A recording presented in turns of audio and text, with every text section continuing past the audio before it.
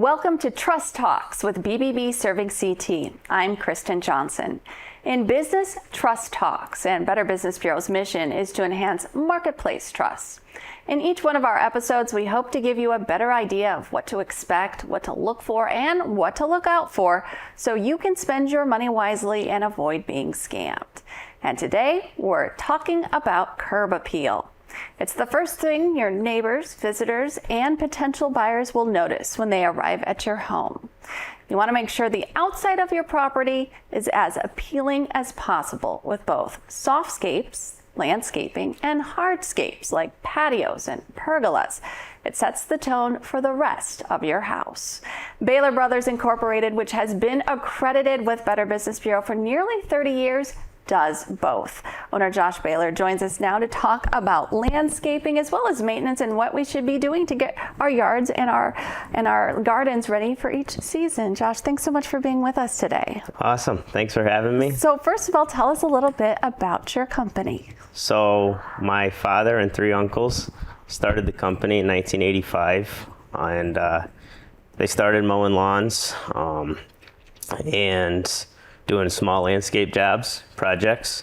And as hardscapes and pavers became more known and accessible, they jumped onto this hardscaping, as we call it today. So doing driveways with pavers, patios, outdoor kitchens, that type of thing. We really specialized in that. Got out of mowing and even got out of landscaping for a little bit and focused just on hardscapes and building that side of the business. And just to clarify, you kind of touched on it, but what's the difference between hardscaping and landscaping? So hardscaping is the patios, the walkways, the outdoor features such as pillars and outdoor kitchens and that type of thing. A lot of fire features we do. So it's really fun. I bet. Well, let's talk about hardscapes a little more. What are the trends that you're seeing right now? So in the last couple of years with COVID, people are spending more time at home. A lot of fire features, gas fire features. We're doing a lot of outdoor kitchens.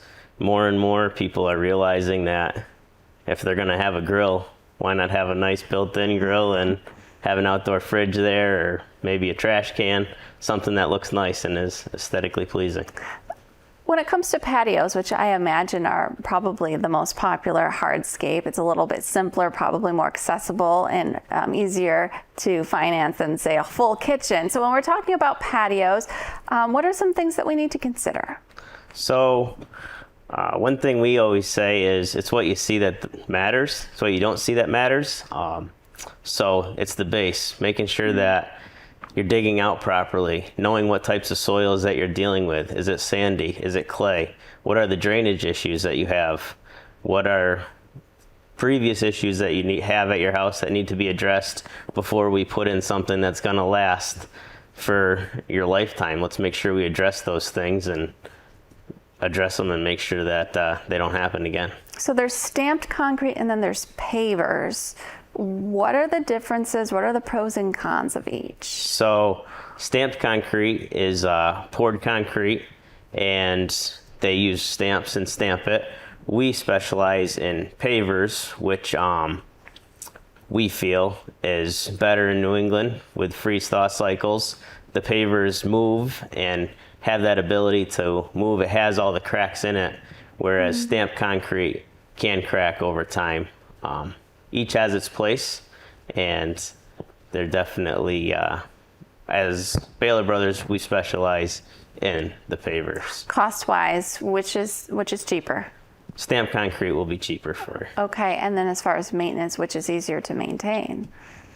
Probably the stamped concrete. You don't have to deal with the sand, the polymeric sand failing, some weeds and whatnot. But if you ever have an issue where you need to take out some pavers, stamped concrete, you can't take it out and replace it. Pavers are easy to fix, and you can do a repair on a basement or anything you need to do, put the pavers back down, and you never know that we were there. Whereas if it was stamped concrete, you'd have to jackhammer it out and you'd never be able to get it to match again. So it sounds like long-term cost and maintenance-wise, the stamped concrete may actually cost more in the long run and at least require more maintenance.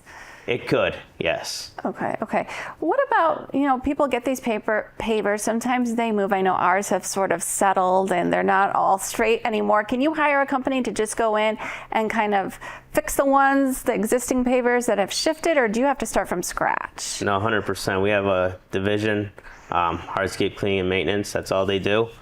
They'll come out, pressure wash pavers, clean them, re-level anything that needs to be re-leveled, fix it up. And I try not to say as good as new because I don't want to oversell it, but you can get back to looking how it was right in the beginning. Very good. Pretty close. If you want to do that kind of work, what if they called you up, what would they want to ask for? What is that project called? They would say they had some hardscape cleaning and maintenance that they want done. Okay. So we would ask them to send us some pictures of what they're looking to do. We could let them know if we could help them and make sure that we're not wasting each other's time and say, yeah, that's something that we could fix. Okay. And then we'll come out and give them an estimate on what they can expect. You also do a lot of work around pools. At least that's what I've noticed from looking at your website. Are there certain companies or a certain company that you work with, or do the customers hire you separately from the pool company? So we get hired separately from the pool company. Actually just came from a Giuliano's pool job, but we work with Aquapool a lot around the gunite pools. So we work with all different types of pool companies, and we're thankful for those opportunities. We just talked about maintenance of patios, but what other kind of maintenance is involved with hardscapes? So with the hardscapes, if you have an outdoor kitchen, you want to make sure that you're cleaning up the grease, or if anything got spilled, that you're cleaning it up in a timely fashion, ketchups and that type of stuff. You want to make sure that you're taking care of that. Wiping down your stainless every once in a while, even with a stainless cleaner or even a WD-40, just so that it doesn't rust and that you're taking care of these investments. Especially where we live in this climate, you've got winter and snow and everything. Do you need to cover everything up? We recommend that they cover it up. We tell people they don't buy a car and leave it out in the street all the time. Most people put their cars in garages. So we recommend that they get covers for their grills and fire features. That's a big thing. You don't want the water getting into the jets of the fire feature. Over time, it could plug up and you have a maintenance issue with the fire feature. And now when we're talking about lawn care, there's landscaping and there's lawn maintenance. What are the benefits of hiring a landscaper? And what questions should we be asking? So we feel the benefits of hiring people that are specialized in their field is beneficial to the homeowner, because you're getting people that specialize in certain things. My uncle would always laugh and joke around. If you have a problem with your foot, you don't go to a heart doctor, you go to a foot specialist. So we always had that type of mentality in our business, that we specialized in certain things, and then we have partners that we partner with that specialize in other things, that we can bring in the experts when needed. Okay, and landscaping and hardscaping, they actually go hand in hand, correct? Yes, 100%. The hardscapes is kind of goes in, but what makes it look good is the softscapes around it, and plantings and the flowers, the perennials, and then mulch or stone. It really dresses the place up, makes it look nice. And when choosing a landscaping design, you can let the facade of your home be your guide? Yes, 100%. When if you have a tall house, you want to make sure you're getting some height in your plants to bring them down, so that it's that your house isn't looking huge, and vice versa. If your house is low, you don't want some huge plants dwarfing your house to make it look like it's small. So you want to make sure you pick plants that fit the area. And that might not be something we think of unless we hired a professional. 100%. What are some of the ways landscaping and hardscaping can improve our home's curb appeal? So the main thing is, when people walk up to your house, what do they see? They want to see a nice, beautiful lawn. They want to see a walkway maybe that's flat and straight, or the curves look nice, however your house is. They want to see a project that's nice and clean and crisp, whereas you don't want them to walk up to a house and everything's overgrown and there's weeds coming up everywhere. So it's important. Well, speaking of that, each season there are different things we should really be doing to our lawn and to our plants. So let's go through each season. Fall's coming up. What are some of the must-dos to get our gardens and our yards ready for fall? So with the fall coming up, you want to make sure you're getting the leaves out of there. You don't want leaves building up in your plants and everything. And you want to blow out all the beds so that the leaves don't decompose there. And you just have dirt then on top of the mulch kind of, and just as an eyesore. Can some of that work wait until spring? I mean, what's the harm of waiting until spring to rake the leaves? Okay, I'll be honest. I've waited until spring to rake the leaves. They're a little wet then. Or prune the rose bushes.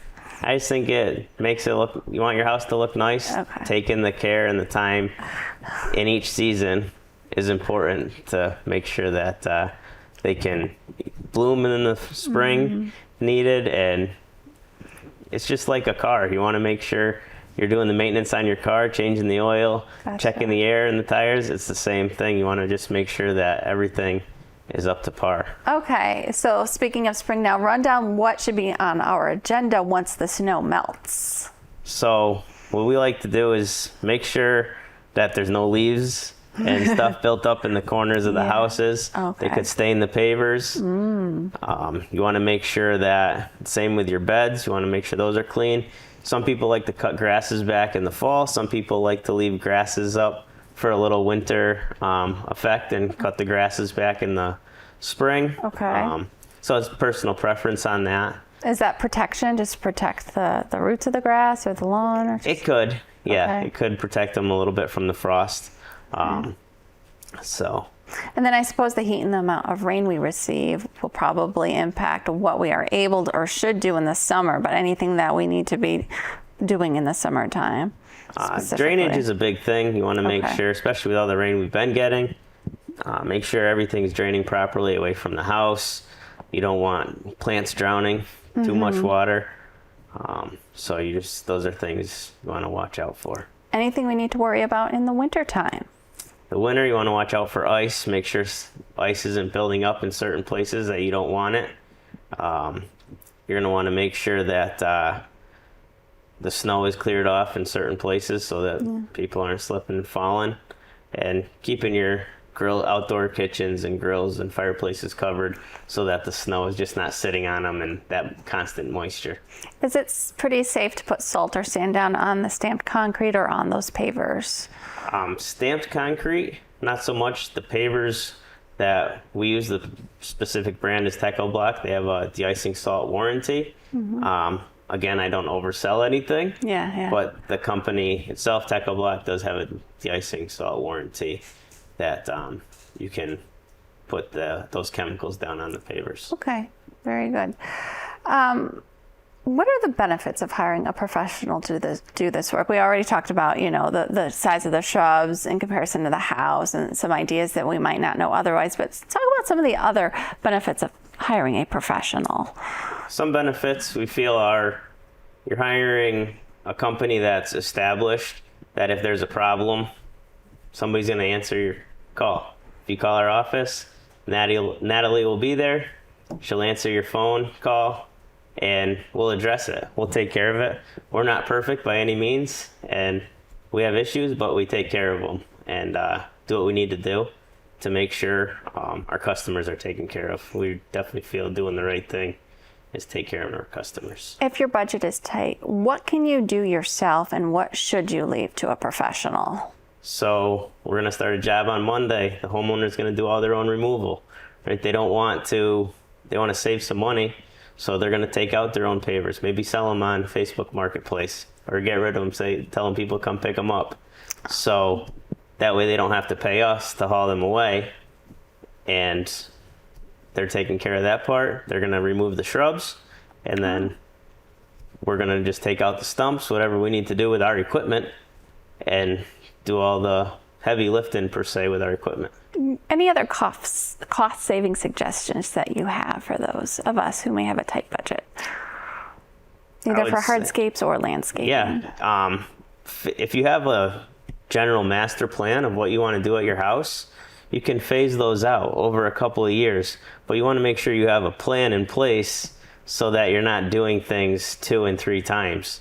So having a master plan for your whole backyard and moving forward with those steps as needed, you can save money year after year going back instead of spending more money to redo things that could have been thought of in the beginning. Okay, that makes sense. Well, BBB offers some tips when considering hiring an outdoor living professional. So let's go through each one and I'll get your take on these. The first is research and gather. Once you've decided what services you need in your budget, get recommendations from friends and neighbors with lawns you admire. Would you say a lot of your business does come from word of mouth? Yes. By 75%. Wow. So it's important for people to leave reviews then when they have a good experience, 100%. right? That's really important. Have a clear scope of work before asking for estimates. This includes defining the area to work on and what you want to be done. And it's really important when you're comparing apples to apples when getting estimates from various companies, right? You want to make sure you have the same information in each. For sure. On our website, actually, one of our most downloaded forms is our contractor comparison contractor comparison sheet, and people download it, print it off, and that way you can go through and get your different estimates and go through that checklist. If somebody else is checking all the boxes, the same boxes, and you feel comfortable with them, it's worth it. That if you can save some money, and we tell people to use that resource all the time. Oh, very good. What are the best ways to look for differences in bids? Just read through the fine print. I think looking at the details on the plans is important. Making sure, if you're talking about pavers, what kind of pavers are they going to use? Are they a high quality paver? Is it a lower end paver? Some pavers are more expensive than others. What are we talking about? Are we comparing apples for apples? Okay, yeah, make sure that each business has included the same services in their contract, right? 100%. Otherwise, you're not really comparing the same thing. Ask for references and pictures of other jobs they installed or maintained. Now, your website is a great showcase of your work, but we know there are scammers out there. It's easy for dishonest business owners to just lift pictures off the website and create their own website and claim it as their own work. So what are the red flags we should be looking for when doing our research online? I think talking to people, real people that you know, is important. Talk to your neighbors. Chances are somebody you know has had a bad experience to weed some contractors out. So make sure you're talking to those people. Talk to as many people as you can. It never hurts to ask questions. And we have what we call a client reference list. Oh, great. And there's hundreds of customers in there with their name, number, address. And we encourage people, call them. A lot of times people say, "Oh, I didn't know you worked at the Smith's house." They're our neighbors, and they'll go over and look, and how was your experience? And so we found that to be extremely good. That's wonderful. That's a great tip for other business owners listening to this as well. I think that's really good because friends and family can be the best references, but going and being able to see it in person for yourself, that takes it one step ahead. So that's great. Really, really good tip. Now get specifics on prices and be clear on what services are included. Obviously, it's going to depend on the project, but in general, say it's a patio, do you space out payments? We always say never pay in full at the beginning, right? You want to wait and see at least some of the work's been done. Yes. So the way our payment structure works for our bigger projects, we like to get a third up front, get you on the schedule, and we'll get your material ordered and finalize everything, make sure everything's good. And then we'll start digging out your project and we'll have it prepped. And our supplier, we usually use New England Silica, will bring the material when we're ready for it, and we require the second third when materials are delivered.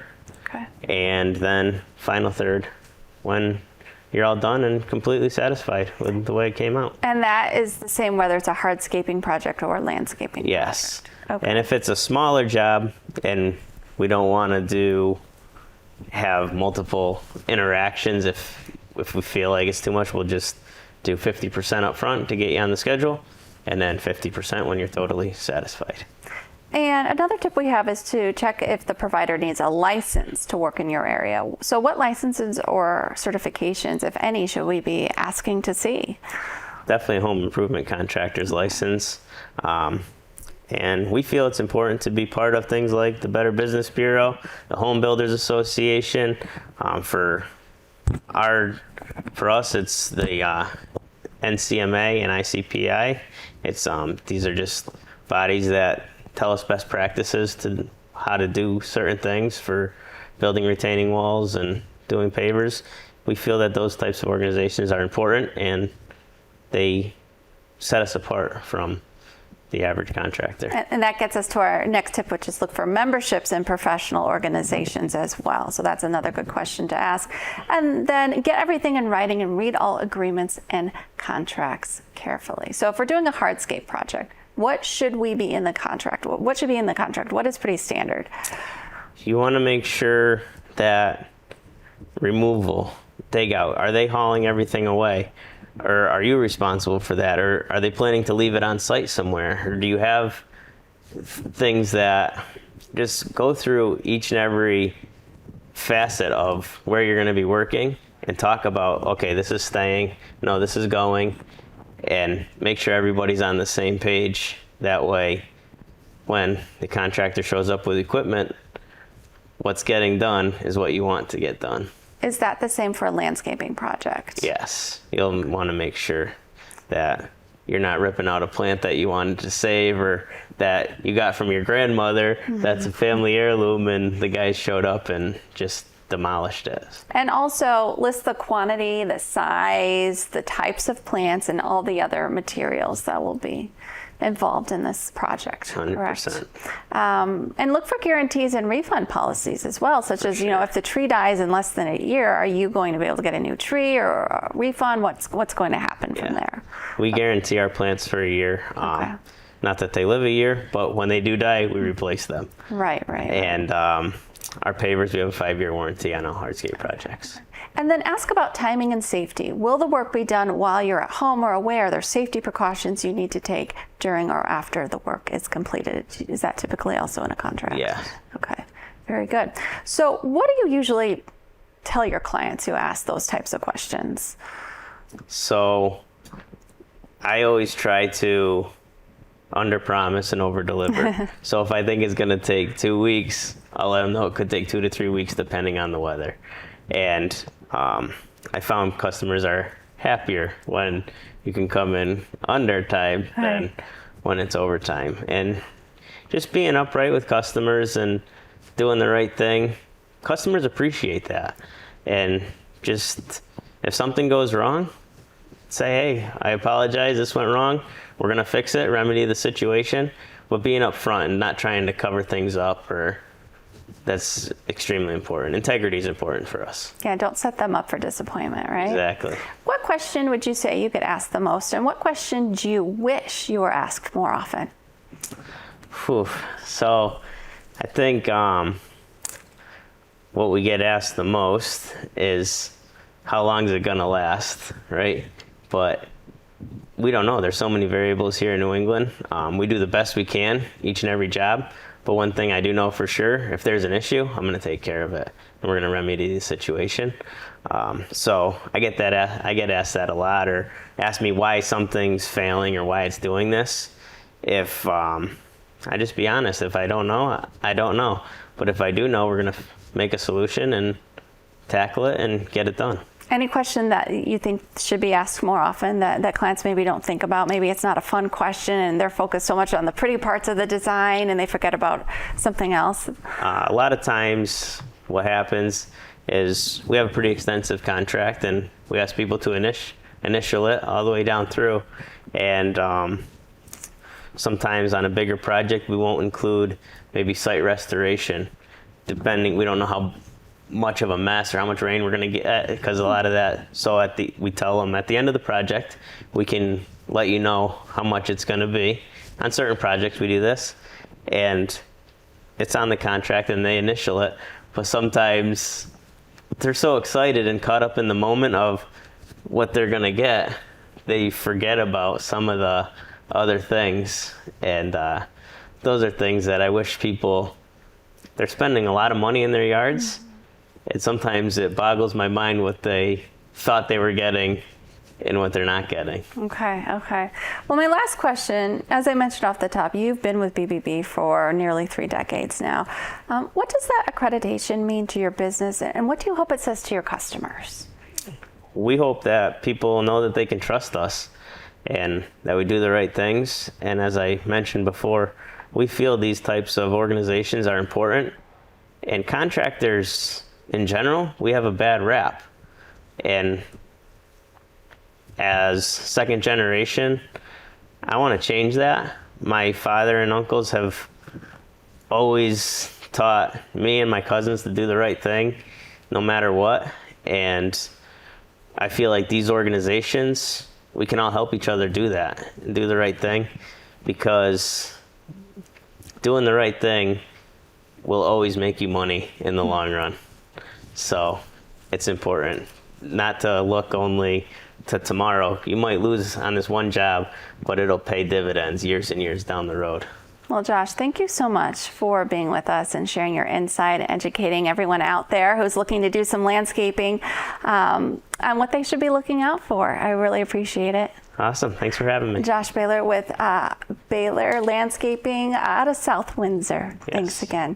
And as we talked about, obviously friends and family can be a great resource, but so can BBB.org. So go to BBB.org, look at the reviews, look at the complaints, look at how these companies handle those complaints.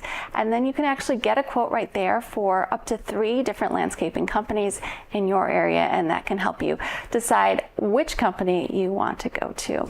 That does it for Trust Talks. We'll see you with the next episode, which will be on car repair. So something a little different. Instead of winterizing our lawns, we're going to talk about winterizing our cars and what we need to do to not only get ready for the winter season, but how to find a good repair shop. Thanks again for joining us. We'll see you next time.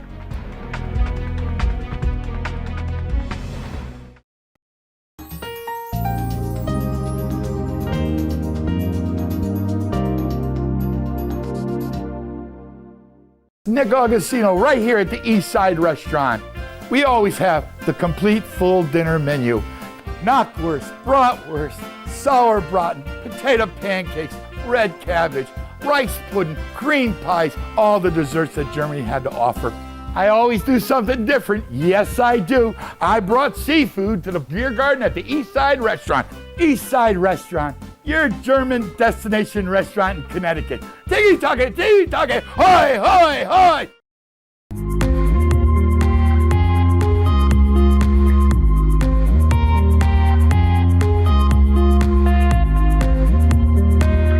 I'm your host, Kurt Barwis. Today, I have a very special guest, Dr. Andrew Lynn. Hello, and welcome to another episode of the Veterans Corner. My name's Chuck Wooden. Decision for ourselves for this week, if we want to be made well. Hi, welcome to the crack of dawn. It's Dawn Lombardi. I'm starting the painting. It's going to be the cliffs with some water. Love it. He took me on the sets of Lost in Space, Batman. Everybody has a story. What's yours? Until next time,